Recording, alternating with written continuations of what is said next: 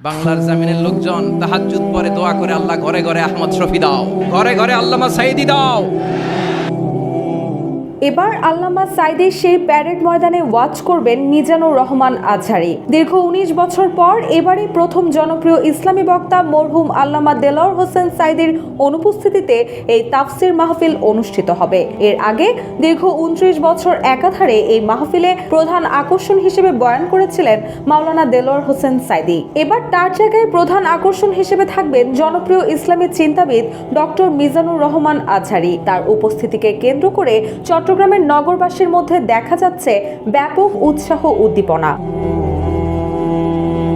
সবশেষ ২০০৬ সালে চট্টগ্রামের চকবাজার প্যারেড ময়দানে ঐতিহাসিক এই তাফসির মাহফিলের প্রধান আকর্ষণ ছিলেন দেলোয়ার হোসেন সাইদি। তবে এর পরের ২ বছর তৎকালীন তত্ত্বাবধায়ক সরকার এই মাহফিলের অনুমতি দেয়নি। পরে ২০০৯ সালে আওয়ামী লীগ ক্ষমতায় আসার পর RICL TMX যুগের পর যুগ স্থাপনা থাকে মজবুত, একেবারে বন্ধ হয়ে যায় এই মাহফিল।